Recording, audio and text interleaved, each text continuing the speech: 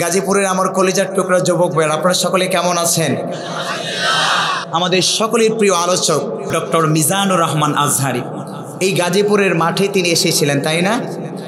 গাজীপুরের যুবক ভাইরা দেখিয়ে দিয়েছেন সেদিন গাজীপুরের মানুষরা মিজানুর রহমান আজহারিকে আমরা কতটা ভালোবাসি, চিল্লায় বলেন ঠিক কিনা? সকল প্রশংসার মালিক যিনি, বলুন তো তিনি কে? কেউ যেটা পারে না সেটা পারেন কে?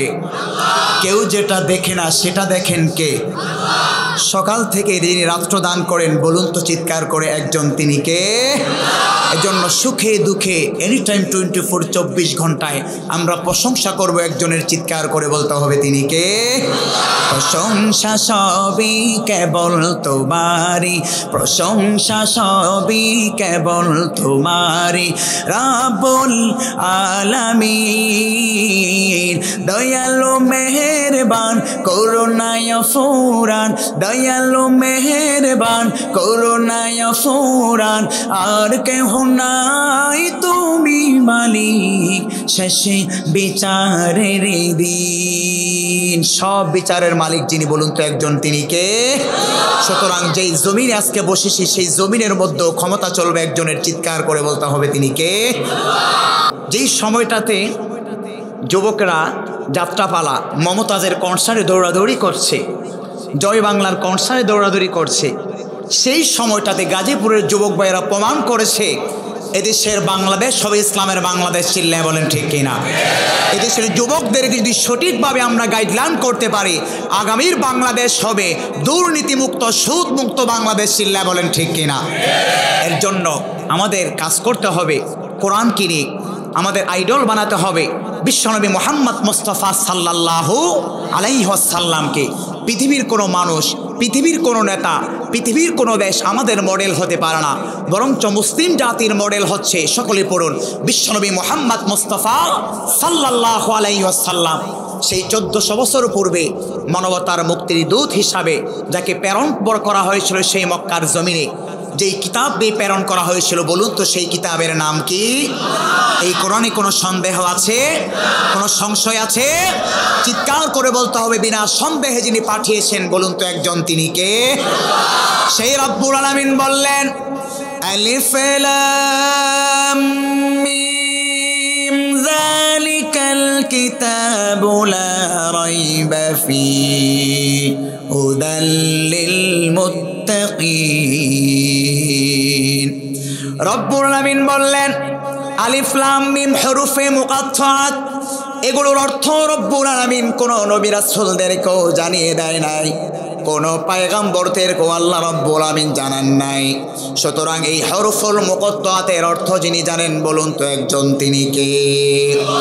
তারপর রব্বুল আলামিন বলছেন, যালিকাল কিতাবু লা রাইবা ফীহি, এটা এমন একটি কিতাব, এটা এমন একটি কোরআন যেটার মধ্যে বিন্দু পরিমাণ কোনো সন্দেহ নাই। আছে নাকি? গাজীপুরের কোনো মুসলমান যদি বলে নামাজ মানলাম কিন্তু জিহাদের বিধানকে মানলাম না, ইমান আছে না গেছে?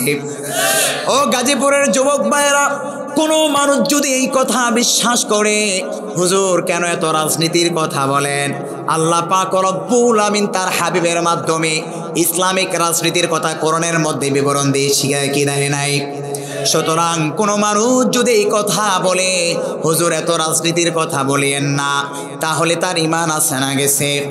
কারণ হচ্ছে বিশ্বনবী মুহাম্মদ মুস্তাফা সাল্লাল্লাহু আলাইহি ওয়াসাল্লাম নবুয়ত প্রাপ্ত হয়েছেন 40 বছর বয়সে, আর বাকি 23 বছর জিন্দিগিতে মক্কা এবং মদিনা দুই জিন্দিগি মিলে 23 বছর।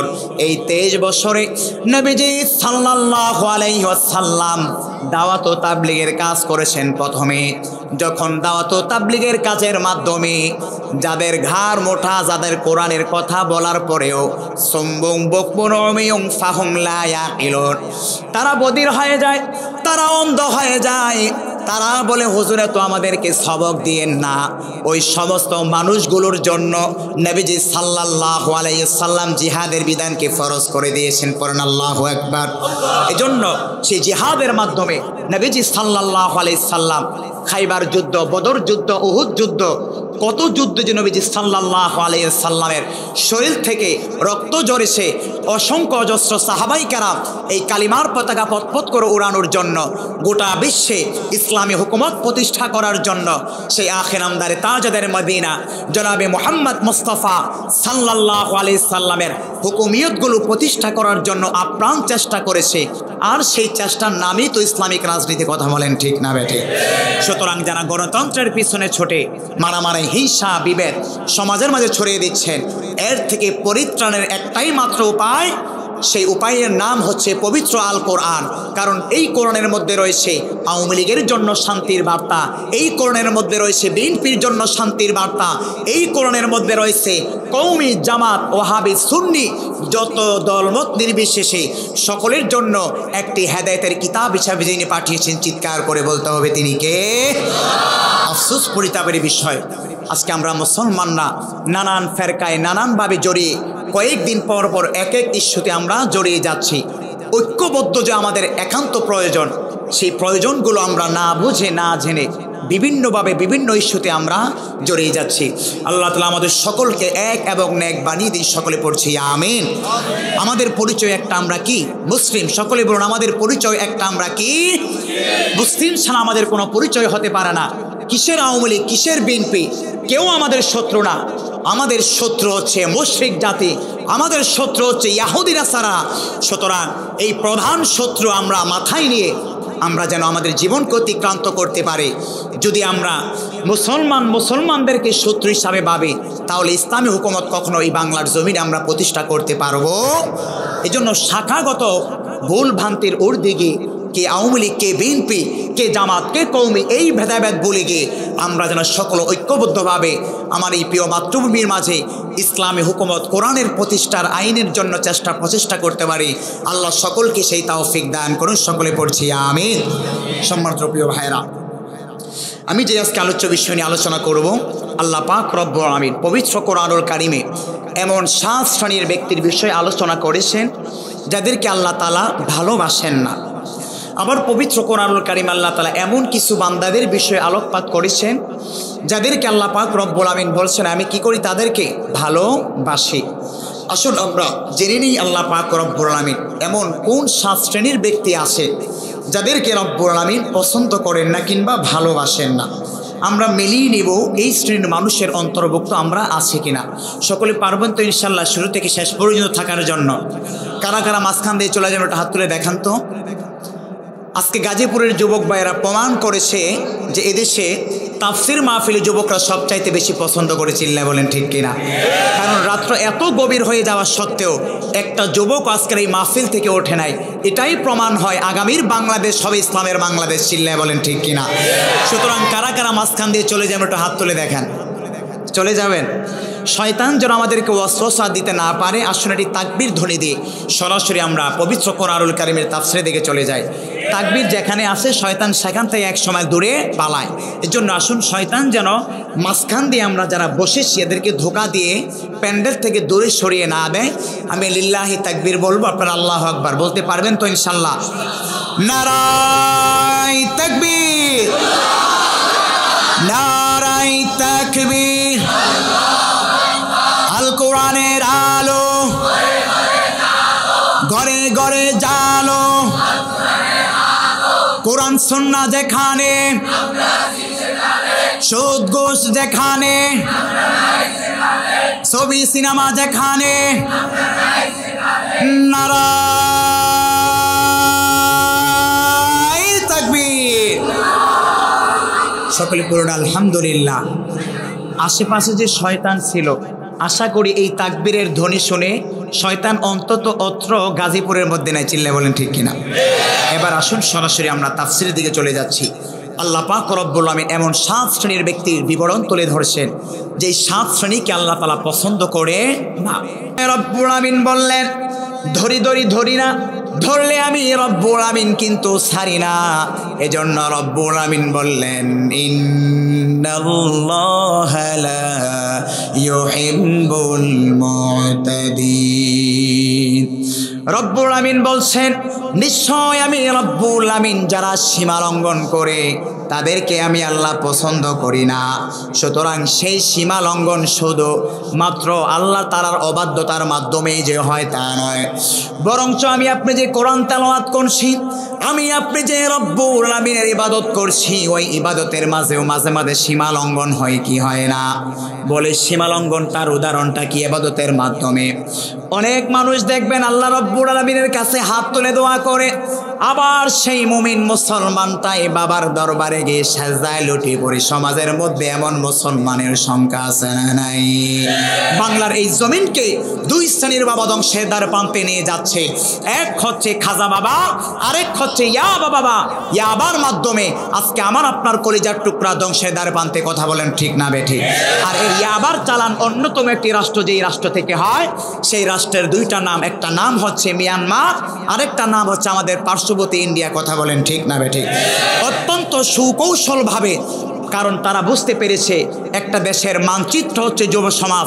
সুতরাং সেই যুব সমাজকে যদি আমরা ধ্বংসের দ্বারে প্রান্তে নিয়ে যেতে পারি, তার অন্যতম মাধ্যম হচ্ছে ইয়াবা। কারণ যেই যুবক ইয়াবায় আসক্ত হয়ে গিয়েছে, যেই যুবক ফেন্সিডিলের সাথে আসক্ত হয়ে গিয়েছে, ওই যুবকের মেরুদণ্ড আর খুঁজে পাওয়া যাবে না। চিল্লায় বলেন ঠিক কিনা? খুব সুকৌশলভাবে, ষড়যন্ত্রভাবে আমার এই প্রিয় মাতৃভূমি বাংলাদেশে সীমান্তবর্তী এলাকাগুলো দিয়ে এরকমভাবে ইয়াবার যারা চালান দেয়, নিঃসন্দেহে যারা এর জন্য সাপোর্টিং হিসাবে কাজ করে, তারা দেশের শত্রু। চিল্লায় বলেন ঠিক কিনা? কারণ প্রিয় মাতৃভূমি বাংলাদেশের মানচিত্র হলো আগামীর বাংলাদেশের যুব সমাজ। চিল্লায় বলেন ঠিক কিনা? সুতরাং সুকৌশলভাবে যারা যুব সমাজের এই মেরুদণ্ড ভেঙে দিচ্ছে, শুধুমাত্র তারা একটা যুব সমাজের মেরুদণ্ড ভেঙে দিচ্ছে না, বরঞ্চ তারা বাংলাদেশের মানচিত্র খামচে ধরার চেষ্টা করছে। চিল্লায় বলেন ঠিক কিনা? এক বাবা নষ্ট করছে যুব সমাজকে, আরেক বাবা নষ্ট করছে আমাদের আপনাদের মতো সরল মনা মুসলমানদের ইমানকে। কথা বলেন ঠিক না বেঠিক? ওই বাবার নাম হলো খাজা বাবা। এই সমস্ত বন্ড পীরের দরবার বাংলার এই জমিনের মধ্যে আছে না নাই? পীরগিরিয়ার মাজার পূজা চলছে দেশটা জুড়িয়া, সেরে কি আর ভণ্ডামিতে দেশটা গেছে বরিয়া। পীরগিরিয়ার মাজার পূজা চলছে দেশটা জুড়িয়া, সেরে কি আর ভণ্ডামিতে দেশটা গেছে বরিয়া। গাজার কলকে টান মারিয়া, কিসের কলকে টান মারিয়া? আছে না নাই? লেংটা শাহের মাজার আছে না নাই? কত শাহের যে মাজার বাংলাদেশ সরকার নিয়ন্ত্রণ করেছে। বাংলাদেশে কত পরিমাণ পীর আছে? সরকারের তথ্য অনুযায়ী প্রায় 40,000-এর মতো বাংলাদেশে পীর আছে। আমার মনে হয় না এমন অনেক পৃথিবীর মধ্যে দেশ আছে যেই দেশের মধ্যে 40,000 জনসংখ্যাও নাই। কথা বলেন ঠিক না বেঠে? পীরগিরিয়ার মাজার পূজা চলছে দেশটা জুড়িয়া, সেরে কি আর ভণ্ডামিতে দেশটা গেছে বরিয়া। গাজার কলকে টান মারিয়া, গাজার কলকে টান মারিয়া। হায় রে দেখায় বাবার শান, ওরা শিক্ষিত শয়তান, ওরা শিক্ষিত শয়তান। দুর্নীতি নই আখড়ায় বসে জাহির করে গান, কলম দিয়ে কামায় টাকা, কলম দিয়ে কামায় টাকা, আবার ধরে সাদর বান। ওরা শিক্ষিত শয়তান, ওরা শিক্ষিত শয়তান। ওরা হলো জাতির লাগি মহামারীর মহাজন, পাইলে কলম ঠাকাইয়া চালাই ওরা নির্যাতন। এমন কিছু জনপ্রতিনিধি বাংলার এই জমিনের মধ্যে আছে না নাই? এক কলমের খোসায় সরল মনা মানুষ থেকে লক্ষ লক্ষ টাকা ইউনিয়ন পরিষদ থেকে ছিনিয়ে নেয়। এমন কিছু দুর্নীতিবাজ সুদখোর ঘুষখোর জনপতি সমাজে আছে না নাই? ওরা হলো জাতির লাগি মহামারীর মহাজন, পাইলে কলম ঠাকাইয়া চালাই ওরা নির্যাতন। ঘুষের টাকায় ওদের ভুরি, কিসের টাকায় ওদের ভুরি। আর এই সমস্ত দুর্নীতিবাজ নেতারাই আমাদের মতো আলেমদেরকে বলে বলে হুজুররা মানুষের বাড়িতে খেয়ে খেয়ে বিশাল বড় পেট করছে। আবার আমার মতো যদি চিকুন হুজুর পায়, বলে হুজুর কেন এত চিকুন হলো। আবার যদি হুজুরের চুলগুলো বাবরি টাইপের হয়, বলে হুজুরকে তো তালেবান তালেবান লাগে, জঙ্গি জঙ্গি লাগে। আবার যদি চুলগুলো খাটো খাটো হয়, বলে হুজুর মানুষ তো বাবরি রাখা সুন্নত, চুল কেন খাটো রাখলেন? তার মানে সমস্যায় ঠানা। সমস্যা হলো হুজুর যেদিকে যায় এদিকে এদের সমস্যা। কথা বলেন ঠিক না বেঠে? অথচ আলেমরা যারা খায়, আলেমরা কি মানুষদের থেকে দুর্নীতি সাদাবাজি করে খায় নাকি আপনারা সম্মানের সাথে খাওয়ান? তাহলে যারা আলেমদেরকে কটু দৃষ্টিতে দেখে, আলেমদেরকে যারা কটু মন্তব্য করে, নিঃসন্দেহে তাদের পেটের মধ্যে গোশের টাকা যায়। কথা বলেন ঠিক না বেঠে? ওরা হলো জাতির লাগি মহামারীর মহাজন, পাইলে কলম ঠাকাইয়া চালাই ওরা নির্যাতন, গোশের টাকায় ওদের ভুরি। এমন কিছু মুসলমান সমাজের মধ্যে আছে না নাই? এই জন্য প্রিয় ভাইয়েরা আমার বলছিলাম, ইবাদতের মধ্যেও সীমা লঙ্ঘন চলবে না, বরং মুসলমান সব কিছুর ক্ষেত্রে ব্যালেন্স রাখবে। একজনকে ভয় করে, বলুন তো তিনি কে? বাবার কাছে চাওয়া যাবে, কোনো হুজুরের কাছে চাওয়া যাবে। সন্তান যিনি দিতে পারেন তিনি কে? সকাল থেকে যিনি রাত্র করতে পারেন তিনি কে? সুন্দর থেকে কালো যিনি করতে পারেন তিনি কে? সুতরাং সব সময় কপালটাও ঠেকাবো একজনের কাছে, বলুন তো তিনি কে? আবার ওই সমস্ত ভণ্ড পীরের দরবারের শিল্পীরা বলে, কেউ ফিরে না খালি হাতে বাবা তোমার দরবারেতে। নাউজুবিল্লাহ পড়বেন না? প্রিয় ভাইয়েরা আমার, পৃথিবীর মধ্যে এমন একটি দরবার রয়েছে, যেই দরবারের মধ্যে আপনি 24 ঘন্টা চাইবেন, আপনার ডাকে যিনি সাড়া দেবেন তিনি কে? ওই দরবার এই মসজিদ, ঠিক কিনা? এই মসজিদে যদি কপালটা থেকে সারা রাত্র তাহাজ্জুদের যায় নামাজে বিছিয়ে চান, আপনি ডাকতে দিনই আপনার ডাকেও যিনি সাড়া দেবেন, বলুন তো তিনি কে? সুতরাং যদি গান গাইতে হয় তাহলে এমনই গান গাওয়া উচিত, কেউ ফিরে না খালি হাতে মাওলা তোমার দরবারেতে। সবাই পড়েন, কেউ ফিরে না খালি হাতে মাওলা তোমার দরবারেতে। প্রিয় ভাইরা আমার বলছিলাম, আল্লাহ পাক রব্বুল আমিন বলছেন, উদউ রাব্বাকুম তাদাররুআন ওয়া খুফিয়া ইন্নাহু লা ইউহিব্বুল মুতাদিন। ও আমার গোলামেরা, সুখে দুঃখে ভয়ে বিপদে আপদে তোমরা আমি রব্বুল আমিনকে ডাকো, আর জেনে রাখো ডাকার মধ্যে দিয়ে ইন্নাহু লা ইউহিব্বুল মুতাদিন, যারা সীমা লঙ্ঘন করে। সীমা লঙ্ঘন উদাহরণ আমি আপনাদেরকে বলেছিলাম, যারা রব্বুল আমিনকেও ডাকে আবার বাবার দরবারেও চায়, এটার মধ্যে সীমা লঙ্ঘন হলো কি হলো না? আর আল্লাহ পাক রব্বুল আমিন বললেন, যারা সীমা লঙ্ঘন করে তাদেরকে কিন্তু আমি আল্লাহ কি করি না? ভালোবাসি না। প্রিয় ভাইয়েরা আমার, যেই বিষয়টা আমি আপনাদেরকে আলোচনা করার চেষ্টা করছি, বলছিলাম আল্লাহ পাক রব্বুল আমিন 7 শ্রেণীর মানুষদেরকে পছন্দ করে না। এর মধ্যে প্রথম শ্রেণীর হলো ওই ব্যক্তি, ইন্নাহু লা ইউহিব্বুল মুতাদিন, যিনি সীমা লঙ্ঘন করে। আল্লাহ কিন্তু ধরে না, ধরলে আল্লাহ কিন্তু ছাড়ে না। ফেরাউন যখন অতিমাত্রায় বেড়ে গিয়েছিল জুলুমের মাত্রা, ফেরাউন কেমন নাকানি চুমানি খেয়েছিল, যার ইতিহাস স্মরণ করার জন্য আজও সেই মিশরের জাদুঘরে ইতিহাসের সাক্ষী হিসাবে রব্বুল আমিন তাকে আমাদের জন্য শিক্ষা হিসাবে রেখে দিয়েছে। সুতরাং বর্তমানও সেই ফেরাউন হয়তো নাই, কিন্তু সেই ফেরাউনের যেই বৈশিষ্ট্য, মানুষের উপর নির্বিচারে জুলুম করা, মানুষকে ধর্মার খাওয়া, এমন বৈশিষ্ট্যগুলি শাসক বাংলার এই জমিনের মধ্যেও আছে না নাই? সুতরাং আল্লাহ কিন্তু তাদেরকে সাবধান করে দিচ্ছে, আমি আল্লাহ কিন্তু ধরি না, ধরলে কিন্তু আমি আল্লাহ ছাড়ি না। প্রিয় ভাইয়েরা আমার, এই যে আল্লাহ পাক রব্বুল আমিন যারা সীমা লঙ্ঘন করে তাদেরকে পছন্দ করে না, তার কিছু দৃষ্টান্ত রব্বুল আমিন পবিত্র কোরআনুল কারিমে আমাদেরকে আঙ্গুল দিয়ে দেখিয়ে দিলেন। আল্লাহ পাক রব্বুল আমিন অসংখ্য জাতিদেরকে আমাদের মাঝে ইতিহাস হিসাবে রেখে দিলেন। তন্মধ্যে একজন নবী ছিল সালেহ আলাইহিস সালাতু ওয়াস সালাম। ওই নবীর উম্মত ছিল সামুদ জাতি। সেই সামুদ জাতি শক্তি শরীরের মধ্যে অনেক ছিল। আল্লাহ পাক রব্বুল আমিন বললেন তাদের শক্তি কেমন ছিল। ওই সালেহ আলাইহিস সালাতু ওয়াস সালামের উম্মতগণ বিশাল বড় বড় পাহাড় কেটে তারা ওই পাহাড়ের মধ্যে ঘরবাড়ি তৈরি করতে পারত। আমার আপনার পক্ষে কি পাহাড় কাটা সম্ভব? সালেহ আলাইহিস সালাতু ওয়াস সালামের উম্মতগণ এতটাই শক্তিশালী ছিল, ওই পাহাড় কেটে তারা ঘর বাড়ি নির্মাণ করত। সালেহ আলাইহিস সালাতু ওয়াস সালাম তার কওমকে বলল, হে আমার কওম, তোমরা এক রব্বুল আমিনের ইবাদত করো, অন্য কোনো মাবুদের তোমরা উপাস্য করিও না। যেমনটা রব্বুল আমিন সূরাতুল হুদের 61 নম্বর আয়াতে কারিমার মধ্যে তার বিবরণ তুলে ধরলেন, ওয়া ইলা সামুদ আখাহুম সালিহান قال يا قوم اعبدوا الله قال يا قوم اعبدوا الله ما لكم من إله غيره রব্বুল আমিন সালেহ আলাইহিস সালাতু ওয়াস সালামকে সেই সামুদ জাতের গোত্র থেকেই পাঠালেন। আর সালেহ আলাইহিস সালাতু ওয়াস সালাম তার সম্প্রদায়কে লক্ষ্য করে বললেন, ক্বালা ইয়া কওমি আবুদুল্লাহ, হে আমার কওম, হে আমার জাতি, তোমরা এক রব্বুল আমিনের ইবাদত করো। মা লাকুম মিন ইলাহিন গায়রু, আর রব্বুল আমিনকে ছাড়া অন্য কোনো উপাস্যের তোমরা ইবাদত করিও না। হুয়া আনশাকুম মিনাল আরদি ওয়াসতামারাকুম ফিহা, আর তিনি তোমাদেরকে এই জমিন থেকে কিন্তু সৃষ্টি করলেন।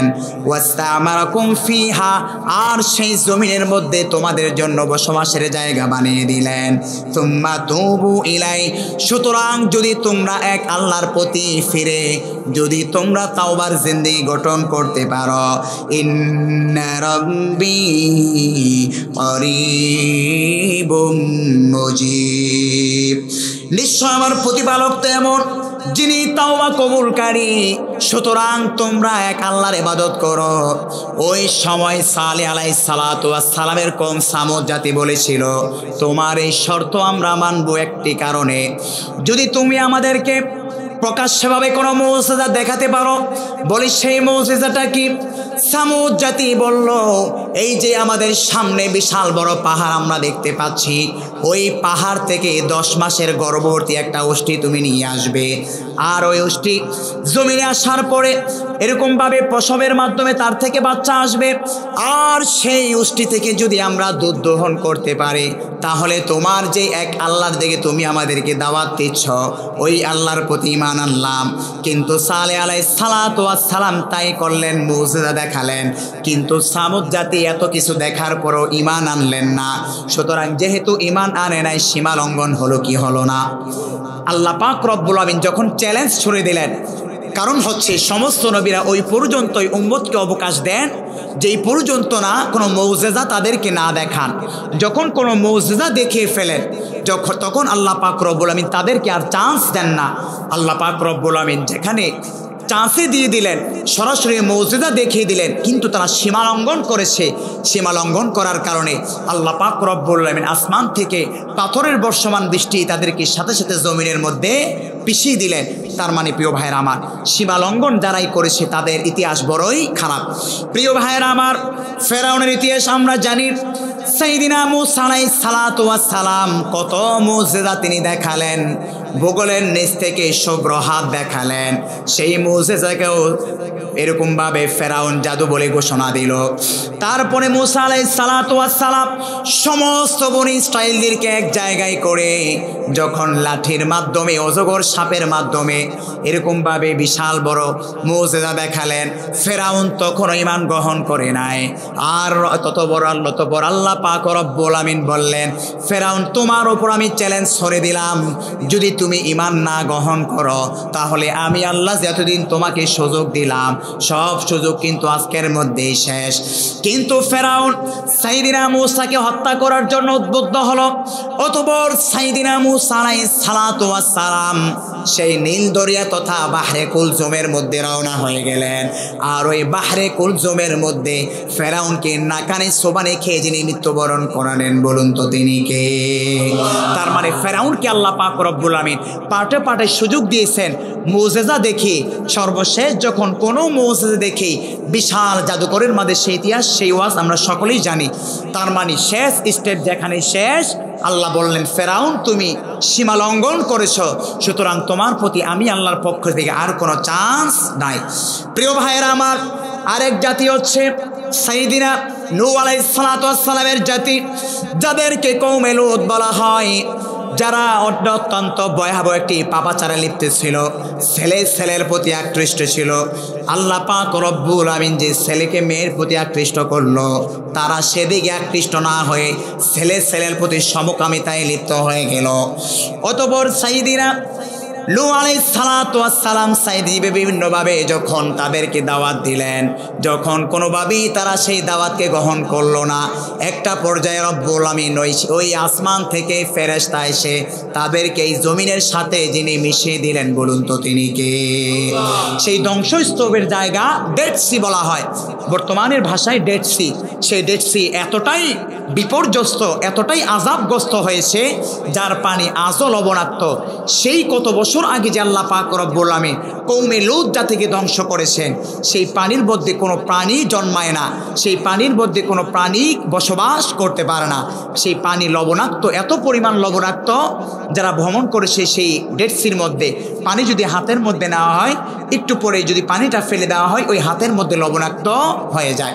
প্রিয় ভাইয়েরা আমার, এই সব ইতিহাস আল্লাহ পাক রব্বুল আমিন স্মরণ করে আমাদেরকে যে বিষয়টা ফোকাস করতে চাচ্ছেন, ইন্নাল্লাহা লা ইউহিব্বুল মুতাদিন। আল্লাহ বললেন, বান্দা আমি রব্বুল আমিন কিন্তু যারা সীমা লঙ্ঘন করে তাদেরকে পছন্দ করি না। সুতরাং এই সব ইতিহাস আল্লাহ কেন আমাদেরকে শোনাচ্ছেন? ইতিহাস তো এই জন্যই রাখা হয় যেন ইতিহাস থেকে মানুষ শিক্ষা গ্রহণ করে।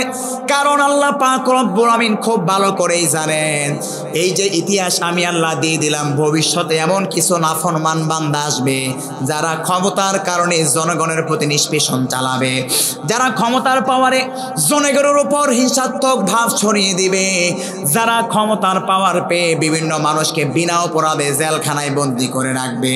এজন্য আল্লাহ পাক রব্বুল আমিন তাদেরকেও স্মরণ করিয়ে জানিয়ে দিলেন, ইন্নাল্লাহা লা ইউহিব্বুল মুতাদিন, নিশ্চয় আমি আল্লাহ কিন্তু সীমা লঙ্ঘনকারীদেরকে কি করি না? পছন্দ করি না। এখন প্রশ্ন হচ্ছে, শুধু কি ক্ষমতার দিক দিয়ে সীমা লঙ্ঘন হয়, নাকি আমরা যে ভাই বেরাদার আছি বোনের প্রতি সীমা লঙ্ঘন করি কি করি না? এরপরে ছোটবেলায় বাতিজা মৃত্যু, বাবার ছোট ভাইয়ের ভাই মৃত্যুবরণ করে সেই বাতিজার ওপর সীমা লঙ্ঘন সম্পদ নিয়ে করি কি করি না? যারা কোম্পানির অ্যাডমিন রয়েছেন, সেই অ্যাডমিনরা যারা অধীনস্থ আছেন তাদের প্রতি সীমা লঙ্ঘন করি কি করি না? আমি আলেম এই ময়দানে বসে যদি উলট পালট কথা বলি, সীমা লঙ্ঘন হবে কি হবে না? একজন খতিব সাহেব মিম্বারে বসে যদি হক কথা না বলেন, সীমা লঙ্ঘন হবে কি হবে না? অর্থাৎ শুধুমাত্র যে শাসকরাই সীমা লঙ্ঘন করে তা নয়, প্রত্যেকটি জায়গায় কিন্তু আমরা সীমা লঙ্ঘন করি। আমি আপনার স্ত্রীর সাথে সীমা লঙ্ঘন করি, স্বামী হিসাবে স্ত্রীর প্রতি সীমা লঙ্ঘন করি, স্ত্রী হিসাবে স্বামীর প্রতি সীমা লঙ্ঘন করি, নেতা হিসাবে কর্মীর প্রতি সীমা লঙ্ঘন করি, আবার কর্মী হিসাবে নেতার বদনাম করে সীমা লঙ্ঘন করি। তার মানে সর্বক্ষেত্রে সীমা লঙ্ঘন। আর রব্বুল আমিন বললেন, যারা সীমা লঙ্ঘন করে তাদেরকে কিন্তু কে পছন্দ করে না? আল্লাহ তাআলা পছন্দ করে না। প্রিয় ভাইয়েরা আমার, 2 নম্বরে আল্লাহ পাক রব্বুল আমিন যাদেরকে পছন্দ করে না, যারা জালেম, তাদেরকে রব্বুল আমিন পছন্দ করে না। বর্তমানে জালেম আছে না নাই? এখন জালেমকে শুধু শাসক বর্গই না, আমরাও জালেম। প্রত্যেকটি সেক্টরে জালেমের অভাব নাই। প্রিয় ভাইয়েরা আমার, আল্লাহ পাক রব্বুল আমিন বলছেন 2 নম্বরে যাদেরকে আমি আল্লাহ পছন্দ করি না, ওয়াল্লাহু লা ইউহিব্বুল যালিমিন। যারা জুলুমের রাজ্য কায়েম করলো, যারা জুলুমবাজ, যারা জনগণের প্রতি নিষ্পেষণ চালালো, যারা তাদের অধীনস্থদের উপর জুলুম করলো, অত্যাচার করলো, ওই অত্যাচারীকে কিন্তু আমি রব্বুল আমিন ভালোবাসি না। প্রিয় ভাইয়েরা আমার, এই যে জুলুমের বিষয়টা স্বয়ং রব্বুল আমিন তিনি নিজের উপর হারাম করে দিলেন। যেমনটা বিশ্বনবী সাল্লাল্লাহু আলাইহি ওয়াসাল্লাম নিজেই বলছেন, ইয়া আব্দি ইন্নী হারামতুজ জুলমা। আল্লাহ পাক রব্বুল আমিন বান্দাদেরকে ডেকে বলছেন, হে আমার গোলাম, নিশ্চয় এই যে জুলুম নামক একটা বিষয়, এই জুলুমটাও কিন্তু আমি রব্বুল আমিন নিজের উপর হারাম করে দিলাম। ওয়াজআলতুহু বাইনাকুম মুহাররামান, এবং এই জুলুমের অধ্যায়টা আমি তোমাদের মাঝেও হারাম করে দিলাম। ফালা তুযালিমু, সুতরাং তোমরা একে অপরের প্রতি জুলুম করিও না। প্রিয় ভাইয়ের আমার, এই জুলুমটা অত্যন্ত ভয়ঙ্কর একটা বিষয়। আল্লাহ পাক রব্বুল আমিন বলছেন, ওয়া আন্নাল্লাহা লাইসা বিযাল্লামিন লিল আবিদ। কাল কিয়ামতের ময়দানে সমস্ত ক্ষমতার যিনি মালিক, বলুন তো তিনি কে? ওই সময় যদি আল্লাহ কোনো বান্দার প্রতি জুলুমও করে, তারপরেও কি কোনো দেশের কোনো শাসনকর্তা কোনো আঙুল তুলে কথা বলার ক্ষমতা থাকবে? কিন্তু আল্লাহ পাক রব্বুল আমিন বললেন বিচার দিবসের আমি যে রব্বুল আমিন মালিক হব, সেই বিচার ক্ষমতা যে আমি আল্লাহর কাছে আছে, সেই দিন আমি রব্বুল আমিন এত ক্ষমতা থাকা সত্ত্বেও ওয়া আন্নাল্লাহা লাইসা বিযাল্লামিন লিল আবিদ, আমি রব্বুল আমিন কোন বান্দার প্রতিও সামান্য জুলুম করব না। এজন্য প্রিয় ভাইয়েরা আমার, আল্লাহ পাক রব্বুল আমিন অন্যত্র বলছেন ওয়া মান ইয়ামাল মিসকালা যাররাতিন খায়রান ইয়ারা, বান্দা তুমি যেখানে চলাফেরা করো তোমার অন্তরে যদি সামান্য পরিমাণ জুলুমের অধ্যায় থাকে, অহংকার থাকে, হিংসা থাকে, সেই খবরও যিনি জানেন বলুন তো একজন, তিনি কে? প্রিয় ভাইয়ের আমার, এই যে জুলুমের রাজ্য গঠন করে আমরা এইভাবে চলাফেরা করছি, মনে করছি আমি সব কিছু, আমি সব ক্ষমতার অবসান, কিন্তু এই জুলুমের শাসন একদিন ক্ষান্ত হবে কি হবে না? ফেরাউনের ক্ষমতার পরিসমাপ্তি হয়েছে, নমরুদের ক্ষমতার পরিসমাপ্তি হয়েছে, উতবা সাইবা আবু জাহেলদের ক্ষমতার পরিসমাপ্তি হয়েছে। আমাদের ইতিহাস সাক্ষী দিয়ে যায় যারাই জুলুমের রাজ্য পৃথিবীর মধ্যে কায়েম করেছে তাদের ইতিহাস ভালো নয়, বরং তাদের ইতিহাস হচ্ছে সেই বাহরে কুলজুমের মধ্যে নাকানে চুমানি খাওয়ার ইতিহাস, সেই ফেরাউনের কথা বলেন ঠিক না বেঠিক? সেই নমরুদের ইতিহাস আমাদেরকে চোখে আঙুল দিয়ে দেখিয়ে দেয় যে নমরুদ অহংকার করেছিল, সম্পদ নিয়ে অহংকার করেছিল, জালেমের রাজ্য গঠন করেছিল, সেই নমরুদের কি কঠিন পরিণতি হয়েছে। সুতরাং বর্তমানেও যারা তৃণমূল পর্যায় থেকে নিয়ে যেই পর্যায়ে ক্ষমতাধর আমরা আছি, যারা মনে করছি আমি সব, আমি শেষ, আমাকে ছাড়া পৃথিবী অচল, আমাকে ছাড়া অমুক ওয়ার্ড অচল, আমাকে ছাড়া অমুক গ্রাম অচল, এমন জুলুমের রাজ্য কেউ যদি গঠন করে, এই জুলুমের রাজ্যের একদিন অবসান হবে কি হবে না? এজন্য প্রিয় ভাইয়েরা আমার, আল্লাহ পাক রব্বুল আমিন পবিত্র কোরআনুল কারীমে সূরাতুল আম্বিয়া ইরশাদ করছেন ওয়া নাযাউল মাওয়াজিনাল কিসতি লিয়াউমিল কিয়ামা, কাল কিয়ামতের কঠিন ময়দানে রব্বুল আমিন মিজানের পাল্লা দাঁড় করাবেন। আর ওই মিজানের পাল্লা এমন একটা পাল্লা, এটা দুনিয়ার কোনো আমার আপনার বাড়ানো পাল্লা না।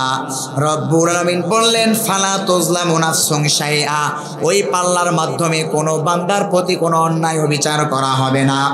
ওয়া ইন কানা মিসকালা হাববাতিন মিন খারদালিন আতাইনা বিহা, সামান্য থেকে সামান্য অনুপরিমাণও যদি কোনো অহংকার জুলুম কেউ করে থাকে, এটারও বিচার যিনি করবেন বলুন তো একজন, তিনি কে?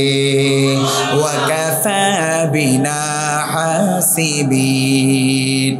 আর রব্বুল আমিন বললেন বিচারিক ক্ষমতা হিসাবে আমি আল্লাহ সেদিনই যথেষ্ট।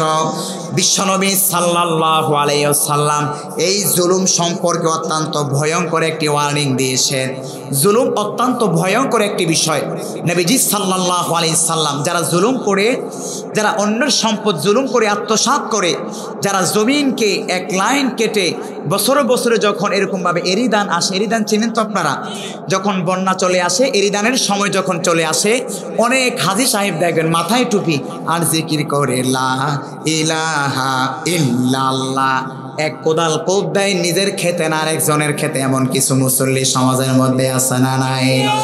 এই যে জমিন কুপিয়ে কুপিয়ে আপনি প্রত্যেক বছর যখন এরকম বন্যা আসে, বন্যার পর এরিদান করার ক্ষেত্রে আপনি লাইন বাঁধার জন্য যান, আর পাশের প্রতিবেশীর ক্ষেতওয়ালা যখন আপনাকে বাধা দিতে আসে, আপনি হাজী সাহেব বলেন আরে ভাই বন্যায় যে লাইনটা বন্ধ হয়ে গেছে, ওই লাইনটা যে মুছে গিয়েছে সেটাকে আমি মাটি দিয়ে পোড়াচ্ছি, কিন্তু আপনি তো পোড়াচ্ছেন না, মুখে জিকির লা ইলাহা ইল্লাল্লাহ আর কোদাল মারছেন অন্যের ক্ষেতে। এমন সমাজের মধ্যে জুলুমবাজ মানুষ আছে না নাই? প্রিয় ভাইয়েরা আমার, সেদিন সেই জমিনটা কি ভয়ঙ্কর রূপ ধারণ করবে। বিশ্বনবী সাল্লাল্লাহু আলাইহি ওয়াসাল্লাম বলছেন, যেই হাদিসটি আম্মা জান আয়েশা রাদিয়াল্লাহু তাআলা আনহা থেকে বর্ণিত হয়েছে, মান যালামা কিদা শিবরিন মিনাল আরদি তুবিকহু মিন সাব'i আরদিন, মুত্তাফাকুন আলাইহি। বিশ্বনবী সাল্লাল্লাহু আলাইহি ওয়াসাল্লাম বললেন, কোন ব্যক্তি যদি কোনো ব্যক্তির অন্য কোনো ব্যক্তির জমিন এক বিঘত সে দখল করে নেয় কিংবা এক হাত দখল করে নেয়, সেই জমিনটা 7 জমিন পরিমাণ ভার হয়ে তার 2 কাঁধের ওপর যিনি চাপিয়ে দিবেন বলুন তো তিনি কে? এখন প্রশ্ন হলো হুজুর চাপিয়ে দিছি তো কি হয়েছে? বলে কি হয়েছে, কাল কিয়ামতের ময়দানে বুঝবেন। এক খাড়ি মাটি আমি আপনি সহ্য করতে পারি না, যদি আমি চাচার উপর এক খাড়ি মাটি চাপিয়ে দেই চাচা একখানি কায়ত হয়ে পড়ে যাবে, ঠিক কিনা? আর আমার মতো বর্তমান ইয়াং জেনারেশন যুবক যারা আছে সারাদিন পাবজি আর পাবজি টিভি সিনেমা, ওরা কাজ করবে তো দূরের কথা, কথা বলেন ঠিক না ঠিক? সুতরাং প্রিয় ভাইরা আমার, যারা জমিন জবরদখল করছেন এটা অত্যন্ত মারাত্মক ভয়ঙ্কর একটি গুনাহ। শহরের মধ্যে অনেকে বসবাস করি, সামান্য থেকে সামান্য জমিন আমরা দখল করার চেষ্টা করি। আল্লাহকে ভয় করুন প্রিয় ভাইয়ের আমার। প্রিয় ভাইয়ের আমার, বিশ্বনবী সাল্লাল্লাহু আলাইহি ওয়াসাল্লাম যেই ব্যক্তির প্রতি জুলুম করা হলো, যিনি মাজলুম হলো আর যেই জালেম হলো, মাজলুম এবং জালেম ব্যক্তির উভয়ের মাঝে একটি ভয়ঙ্কর ওয়ার্নিং দিলেন। বিশ্বনবী সাল্লাল্লাহু আলাইহি ওয়াসাল্লাম বললেন, ইত্তাকি দাওয়াতাল মাজলুম ফাইন্নাহা লাইসা বাইনাহা ওয়া বাইনাল্লাহ। নিশ্চয় তোমরা মজলুম ব্যক্তির বরদোয়া থেকে বেঁচে থাকো, কারণ যেই ব্যক্তির মনে আপনি কষ্ট দিলেন কথার মাধ্যমে, যেই ব্যক্তির জমি দখল করে আপনি তাকে কষ্ট দিলেন, সে জুলুমের শিকার হলো। তার ক্ষমতা নাই বলে, আপনার বাহুবলের মধ্যে শক্তি আছে বলে ঠাস করে একটা থাপ্পড় মেরে বললেন, আর আপনি ক্ষমতার দাপট দেখালেন, হ্যাঁ আমি কিন্তু অমুক দলের নেতা, আমি কিন্তু অমুক দল করি, আমি কিন্তু ছাত্র দলের নেতা, আমি কিন্তু আওয়ামী লীগের সভাপতি, আমি কিন্তু ছাত্রলীগের সভাপতি। সাবধান মোল্লা, সাবধানে কথা বলবি, টেঙ্গি কিন্তু ফাটাই দিব। এমন কিছু অহংকারী মানুষ সমাজের মধ্যে আছে না নাই? সেই অহংকার করে মানুষের প্রতি যারা জুলুম করে, আল্লাহর হাবিব বিশ্বনবী সাল্লাল্লাহু আলাইহি ওয়াসাল্লাম বললেন, বান্দা তুমি ক্ষমতা পেয়ে যার প্রতি জুলুম করলা, যার প্রতি জুলুমের শাসন তুমি রাজ্য কায়েম করলা, যেই ব্যক্তি নির্যাতনের শিকার হলো ওই ব্যক্তির বরদোয়া থেকে তুমি বেঁচে থাকো। বলে কেন বেঁচে থাকবা? কারণ যেই ব্যক্তির জুলুমের শিকার হলো ওই ব্যক্তি আর আরশে আজিমে যে রব্বুল আমিন আছে, ওই আল্লাহ এবং মাজলুম ব্যক্তির মাঝে কোনো পর্দা থাকে না। মাজলুম ব্যক্তি দোয়া করতে দেরি, তার দোয়াটা যিনি কবুল করে নেন বলুন তো তিনি কে?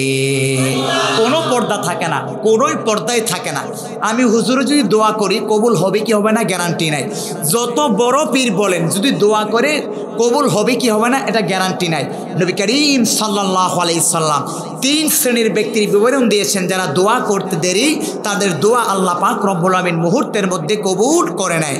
এর মধ্যে এক শ্রেণীর হলো যিনি মজলুমের শিকার হলো, আরেক শ্রেণী হলো যিনি মুসাফির অবস্থায় আছে, আরেক শ্রেণী হলো সামনে আমাদের রোজা আসছে, রোজা অবস্থায় যিনি আল্লাহর কাছে দোয়া করেন তার দোয়াটাও যিনি কবুল করে নেন বলুন তো তিনি কে? সুতরাং এই জুলুম থেকে আমাদের পরিত্রাণ পাওয়ার দরকার আছে না নাই? যারা ক্ষমতায় আছে তাদেরকে আল্লাহ তাআলা হেফাজত করুন, সকলে পড়ছি আমিন। আমরা যারা জনগণ আছি আমরাও অনেক পর্যায়ে মানুষের প্রতি জুলুম করি, ভাইয়ের প্রতি জুলুম করি, বউর প্রতি জুলুম করি, বা এরকমভাবে বিভিন্ন পর্যায়ে তৃণমূল পর্যায়ে আমরা বিভিন্ন ছোটোখাটো জুলুম করে ফেলি। প্রিয় ভাইয়েরা আমার, শক্তিশালী পুরুষ ওই ব্যক্তি নয় যে ব্যক্তি বাহুবলের জোরে মানুষের ওপর আধিপত্য বিস্তার করে, বরং নবীজি সাল্লাল্লাহু আলাইহি ওয়াসাল্লাম বললেন শক্তিশালী হলো ওই ব্যক্তি যেই ব্যক্তি তার অন্তরে একজনের প্রতি ভয় রাখলো বলুন তো তিনি কে? প্রিয় ভাইয়েরা আমার, আল্লাহ পাক রব্বুল আমিন যাদেরকে পছন্দ করেন এর মধ্যে 3 নম্বর হলো যারা জমিনের মধ্যে অহংকার দম্ভ করে চলে, আল্লাহ পাক রব্বুল আমিন তাদেরকে কিন্তু পছন্দ করে না। প্রিয় ভাইয়েরা আমার, কিসের এত অহংকার করি? অহংকার করা যাবে? এই যে অহংকার করি, আমি ছাড়া পৃথিবী অচল। কিন্তু একটা বিষয় লক্ষ্য করুন, এই পৃথিবীর মধ্যে কত শাসক, কত ক্ষমতাধর এসেছিল, তারা পৃথিবীর মধ্যে আজ আছে, তাদের অস্তিত্ব আজ পৃথিবীর মধ্যে আছে, তাদের নাম পর্যন্ত মানুষ স্মরণ করে না। এই যে শাসকবর্গ আমাদের থেকে চলে গেল, কত ক্ষমতাধর শাসক আমাদের থেকে চলে গেল, এই যে শাসক চলে গেল, তিনি নাই বলে কি পৃথিবী তার আপন গতি থেকে চলছে নাকি থেমে আছে? কথা বলেন, চলতেছে না? তার মানে হচ্ছে এই যে বলছি আমি আমি আমি ছাড়া এটা হবে না, আমি ছাড়া ওটা হবে না, তার মানে এই যে একদিন আমি থাকবো না, পৃথিবী তার আপন গতিতে চলবে কিনা? প্রিয় ভাইয়ের আমার, একটু লক্ষ্য করুন, একদিন আমি আপনি ছিলাম না। যেমনটা রব্বুল আমিন বলছেন, এই যে আমি আপনি করছি, আমি আপনি কত দুর্বল মানুষ। আল্লাহ পাক রব্বুল আমিন বলছেন ওয়া খুলিকাল ইনসানু দাঈফা। রব্বুল আমিন বললেন আমি মানুষকে দুর্বল করে সৃষ্টি করেছি, সুতরাং সেই দুর্বল মানুষ কিসের তো অহংকার করছো, কিসের তো আমি করছো যে আমি ছাড়া এটা হবে না। সাবধান বললাম, আমাকে যদি প্রধান বক্তা না বানাস, আমাকে যদি প্রধান অতিথি মাহফিলের মধ্যে না বানাস, মাহফিল কিন্তু বন্ধ করে দেব। এমন কিছু জালেম ক্ষমতাধর সমাজের মধ্যে আছে না নাই? এই যে এই আমিটাই আমাদেরকে ধ্বংসের দ্বার প্রান্তে নিয়ে যাচ্ছে। প্রিয় ভাইয়ের আমার, আল্লাহ পাক রব্বুল আমিন বলছেন সূরাতুদ দাহরের 29 নম্বর পারা, হাল আতা আলাল ইনসানি হিনুম মিনাদ দাহরি লাম ইয়াকুন শাইআম মাযকুরা।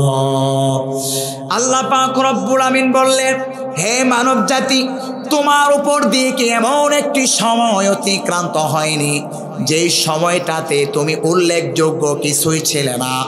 আমি আপনার সময়ের জীবনের অতিক্রান্ত করতে গিয়ে আমার আপনার উপর দিয়ে কি এমন একটি সময় অতিক্রান্ত হয় নাই যেই সময়টাতে আমার আপনার কোনো অস্তিত্বই ছিল না? ঠিক কিনা? একটা সময় আমি ছিলাম, আমার দাদা ছিল, বাবা ছিল, তোর দাদা ছিল, কেউ ছিল না। আল্লাহ পাক রব্বুল আমিন বলছেন, এই যে তুমি একটা সময় ছিলে না, তোমাকে আমি ওয়াখুরিকাল ইনসানু দাইফা, অত্যন্ত দুর্বল করে সৃষ্টি করলাম।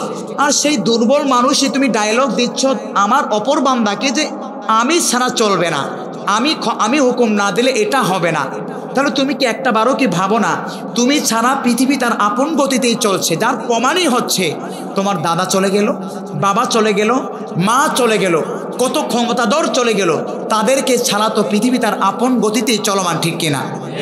আবার একদিন আমিও থাকবো না, সেই পৃথিবী তার আগের মতোই চলবে। এভাবে একদিন কিয়ামত এসে পড়বে। তার মানে যে আমি বলে অহংকার করছি, তার মানে এই আমির কোনো দাম আছে? যদি আমি সারা পৃথিবী তার গতি থেকে বন্ধ হয়ে থাকতো, তাহলে বোঝা গেল আমি একটা ক্ষমতা আছে। ঠিক কিনা? যেহেতু আমি ছাড়া আমি নাই, মানে পৃথিবীর কোনো লস নাই, সুতরাং বুঝতে হবে আমি একটা দুর্বল মানুষ। আর রব্বুল আমিন এই জন্য কোরআনুল কারীম এই বান্দাদেরকে লক্ষ্য করে বলছেন, আওয়ালাম ইয়ারাল ইনসানু আন্না খলাকনাহু মিন নুতফাতিন ফাইদা হুয়া খাসীমুম মুবিন। ও দুনিয়ার মানুষরা, তুমি যে আমি বলছো, সেই মানুষ তোমাকে আমি কিসের থেকে সৃষ্টি করলাম? আমি রব্বুল আমিন তোমাকে সামান্য শুক্রাণু বিন্দু থেকে সৃষ্টি করলাম। সুম্মা জাআলনাহু মিন সুলালাতিন মিন মাইন মাহিন।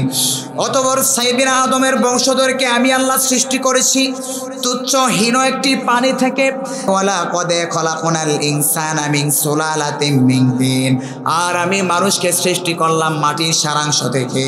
সুতরাং যেই মাটি থেকে আমি আপনি সৃষ্টি হলাম, ওই মাটি আমাকে আপনি চাইলে পারে কি পারে না এক মুহূর্তের মধ্যে দূষিয়ে দিতে। কত ক্ষমতাধরকে আল্লাহ পাক রব্বুল আমিন এই মাটির সাথে মিশিয়ে দিয়েছে। কয়েক বছর পরে পরে আমাদের দেশে ভূমিকম্প হয়, সেই ভূমিকম্পের মাধ্যমে আল্লাহ তাআলা মানুষকে এই বার্তাটি দিতে চান, বান্দা তুমি যে অহংকার করছো আমার জমিনে, সেই মাটির জমিনকে আমি আল্লাহ সৃষ্টি করলাম, সেই জমিনকে তুমি কতবার যে বিদীর্ণ করছো, কিন্তু ওই জমিনের কি শক্তি নাই যে আমাকে আপনাকে ধসিয়ে দিতে? শক্তি আছেই বলে তো মাঝে মাঝে আল্লাহ ভয়ঙ্কর ভূমিকম্প দেন, মাঝে মাঝে আল্লাহ ডেইলি রোডের মতো এরকম আযাব গজব দিয়ে আমাদেরকে যিনি পরীক্ষা করেন, বলুন তো তিনি কে? সুতরাং এর জন্য আল্লাহ পাক রব্বুল আমিন বললেন, এই যে আমি আল্লাহ তোমাদেরকে মাটি থেকে সৃষ্টি করলাম, আর ওই মাটির মানুষের মাঝে কোনো শ্রেষ্ঠত্ব নাই। যদি শ্রেষ্ঠত্ব হতো তাহলে রব্বুল আমিন মাটিকে শ্রেষ্ঠ জাতি সৃষ্টি হিসাবে ঘোষণা দিল। ঠিক কিনা? যেই মাটি থেকে আমাকে আপনাকে সৃষ্টি করলেন, ওই মাটিকে আল্লাহ শ্রেষ্ঠ বলে ঘোষণা দিতেন, কিন্তু তাদেরকে শ্রেষ্ঠ বলে ঘোষণা দেন নাই, দিয়েছেন বনি আদমকে। তিনি কে? এজন্য প্রিয় ভাইয়েরা আমার, বুঝতে পারলাম এই মাটির মাঝে কোনো শ্রেষ্ঠত্ব নাই।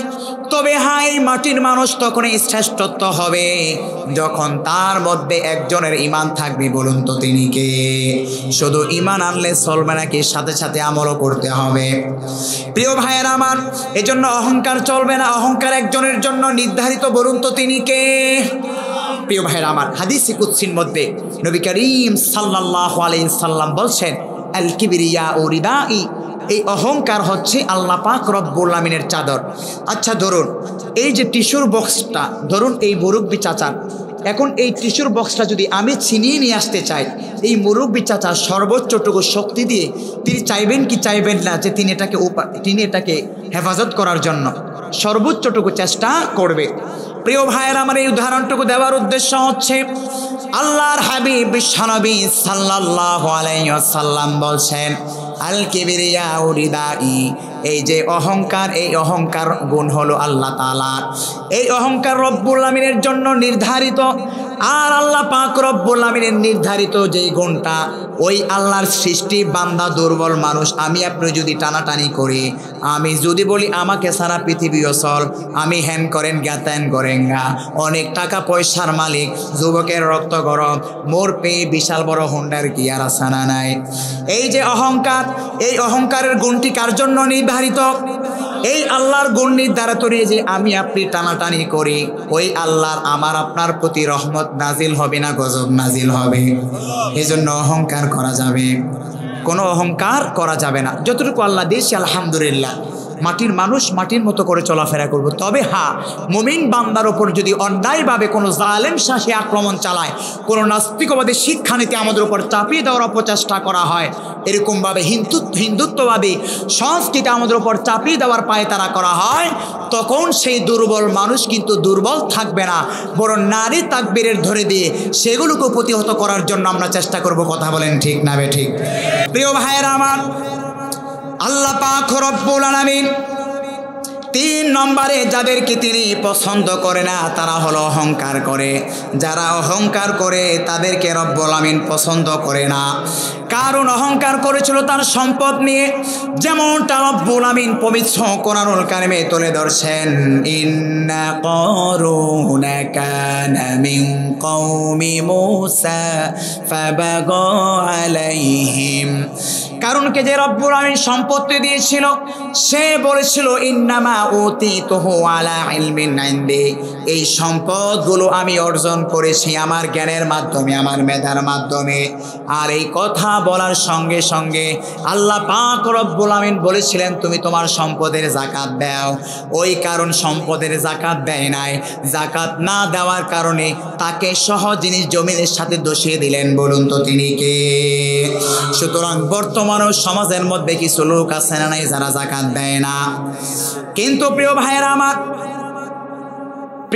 আমার, মুফাসসির কেরাম বললেন এই যে কারণের সম্পদগুলো জমিনের সাথে দোষিয়ে দিল, বুখারীর বর্ণনায় এসেছে ইয়াতাজালজালু ফিল আরদ, কিয়ামত পর্যন্ত প্রত্যেক দিন জমিনের মধ্যে এই সম্পদগুলো দাঁড়তেই থাকবে। এজন্য প্রিয় ভাইয়েরা আমার, আল্লাহ পাক রব্বুল আমিন অহংকারকারী বান্দাদেরকে কি করেন না? পছন্দ করেন না। সাইয়েদনা লোকমান আলাইহিস সালাতু ওয়াস সালাম সন্তানদেরকে নসিহত করতে বললেন, ওয়ালা তামশি ফিল আরদি মারহা, তোমরা জমিনের মধ্যে চলবে তো চলবে, এমনভাবে চলবে তোমরা অহংকার দম্ভ করে চলিও না। কেননা ইন্নাল্লাহা লা ইউহিব্বু কুল্লা মুখতালিন ফাখুর। 4 নম্বরে আল্লাহ পাক রব্বুল আমিন যাদেরকে পছন্দ করে না, যারা অপচয় করে, অপচয়কারী সমাজের মধ্যে লোক আছে না নাই? রমজান মাসকে কেন্দ্র করে অনেক সমাজের প্রতিবেশী খাওয়ার জন্য ইফতার পায় না, সেহরি পায় না। আমি অট্টালিকার মধ্যে ঢাকার আলিশান বাড়ির মধ্যে থাকি, কিন্তু আমার পাশের প্রতিবেশী, আমার গ্রামবাসী না খেয়ে ইফতার করছে, সামান্য পানি দিয়ে ইফতার করার জন্য সুস্বাদু পানি পাচ্ছে না ওই বস্তির মানুষগুলো। সেহরি খাওয়ার জন্য খাবার নাই, সেহরি খাওয়ার জন্য ঘরের মধ্যে তরকারি নাই, আর সম্পদের মালিক হলাম আমি, কিন্তু অপচয় করে যাচ্ছে আমার ইফতারের আইটেমের মধ্যে 50 থেকে 60 আইটেমের ইফতার। অথচ শুধুমাত্র খেজুর দিয়ে ইফতার করলে হয়ে যায়। এই যে আমি সম্পদের বাহার নিয়ে অপচয় করছি, একটা ইফতার করলে বুড়িমোট সমসমা দিয়ে ইফতার করলে হয়ে যায়। এত এত ইফতারের আয়োজন করে ইফতারের পার্টিতে আমরা কত ইফতারকে অপচয় করছি। আল্লাহ পাক রব্বুল আমিন বলছেন, ইন্নাল মুবাযযিরিনা কানু ইখওয়ানাশ শায়াতিন, যারা খাবারের মধ্যে অপচয় করে, মুবাযযিরিন করে, তারা কি মুমিনের ভাই নাকি শয়তানের ভাই? সুতরাং শয়তানের রোজা রেখে ভাই হওয়া যাবে? রোজা রাখলাম কিন্তু ইফতারের পার্টির নামে অনেক ইফতার অপচয় করলাম, ইফতারের নামে অনেক ইফতারের আয়োজন করলাম, কিন্তু পাশের প্রতিবেশী ইফতারের একটা আইটেমও নাই, আছে না নাই? অপচয় করা যাবে। যতটুকু না হলে নয় এতটুকু করব, বাকিটুকু পাশের প্রতিবেশীকে বিলিয়ে দিতে পারবো তো ইনশাল্লাহ। প্রিয় ভাইয়েরা আমার, এজন্য আল্লাহ পাক রব্বুল আমিন বললেন, কুলু ওয়াশরাবু ওয়া লা তুসরিফু ইন্নাল্লাহা লা ইউহিব্বুল মুসরিফিন। তোমরা খাও এবং পান করো, এতে কোনো সমস্যা নাই, তবে হ্যাঁ ওয়ালা তুসরিফু, তোমরা অপচয় করিও না। মুবাজ্জিরিন এবং তাসাররুফের মধ্যে একটা পার্থক্য রয়েছে। মুবাজ্জিরিন বলা হয় যেই কাজটা এমনিতেই হারাম ওই কাজের মধ্যে অপচয় করা, যেমন সুদ খাওয়া হালাল না হারাম।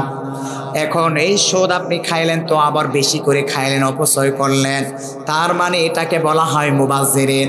আর তাসাররুফ বলা হয় যেই কাজটা ভালো কিন্তু সেটার মধ্যেও তাসাররুফ হয়। আপনার প্রয়োজন 1 কেজি আম, কিন্তু আপনি খাইলেন 2 কেজি আম, অপচয় হলো কি হলো না? এটাকে কোরআনের ভাষায় মুফাসসিরে কেরাম বলেন এটা হলো তাসাররুফ।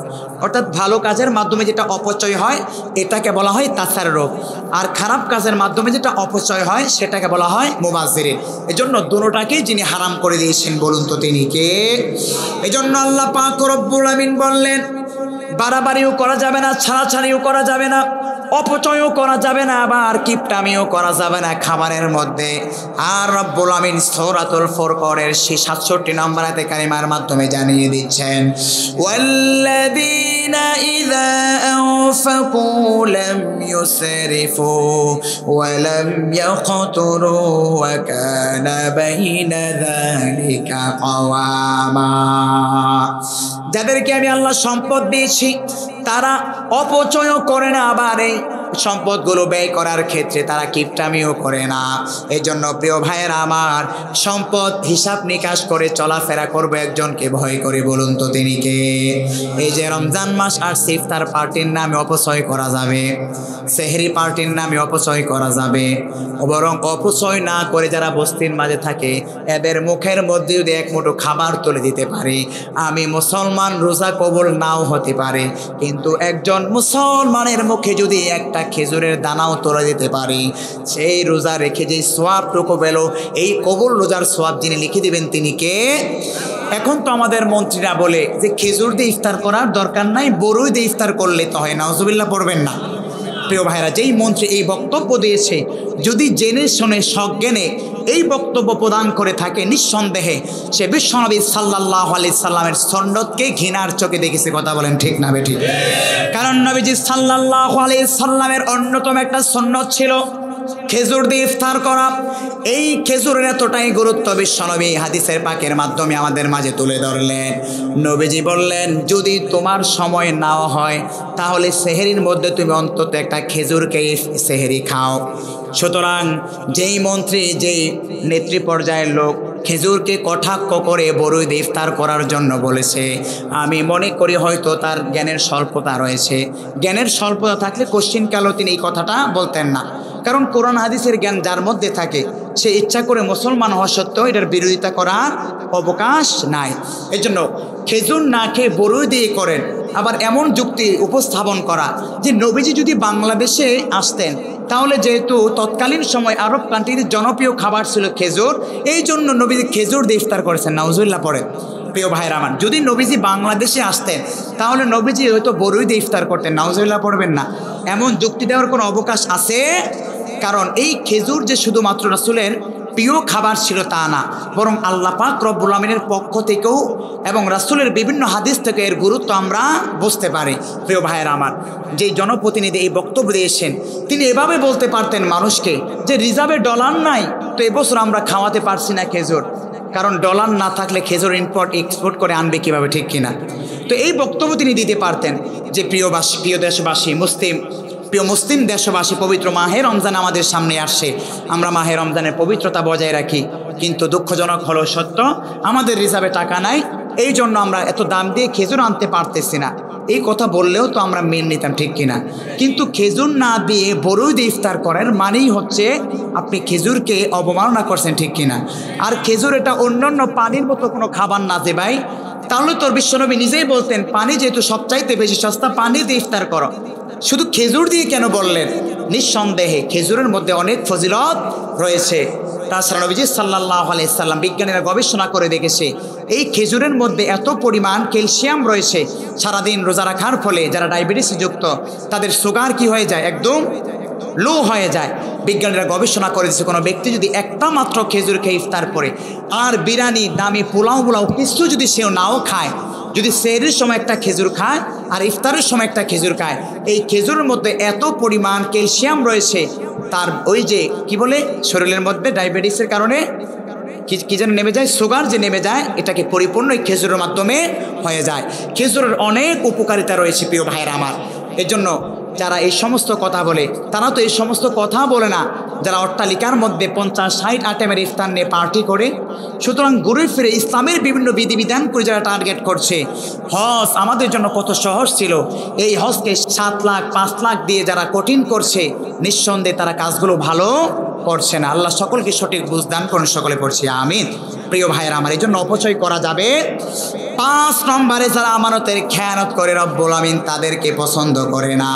আল্লাহ পাক রব্বুল আমিন বললেন ইন্নাল্লাহা লা ইউহিব্বুল খাইনিন, যারা আমানতের খেয়ানত করে তাদেরকে আমি আল্লাহ পছন্দ করি না। 6 নম্বরে রব্বুল আমিন যাদেরকে পছন্দ করে না, ইন্নাল্লাহা লা ইউহিব্বুল মুফসিদিন, যারা জমিনের মধ্যে ফাসাদ সৃষ্টি করে। ফাসাদ সৃষ্টিকারী নামদারি মুখোশধারী মুনাফিক মুসলমান আছে না নাই? সামনে সামনে বলে আই লাভ ইউ হুজুর, পিছন দিক থেকে কিভাবে হুজুরের বিরুদ্ধে জঙ্গি ট্যাগ লাগিয়ে জেলখানায় পোড়ানো যায়। সমাজের মধ্যে এমন অনেক নেতা আছে না নাই? আমি নিজ চোখে দেখেছি, বলে হুজুর মাহফিলের জন্য 50,000 টাকা দিয়ে দেয়, কিন্তু সেই মাহফিলের বিরুদ্ধে উনি বিভিন্ন এন্ট্রি করছে। এমন নেতা আমি নিজ চোখে দেখেছি ভাই। তাহলে এগুলো কি মুসলমানের চরিত্র না মুনাফিকের চরিত্র?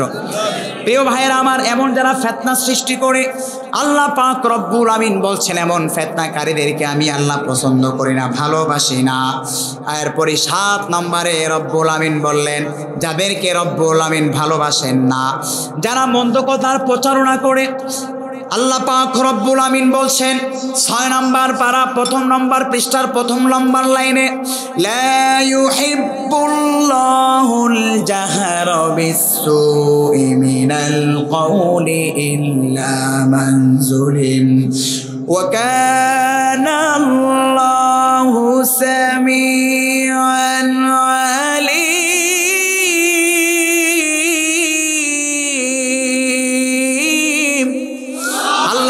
রব্বুল আমিন বললেন কারো খারাপ অশালীন কথা তোমরা প্রকাশ করিও না, চাই সেটা বাহ্যিক হোক, এটা প্রকাশ্যে হোক, গোপনে হোক।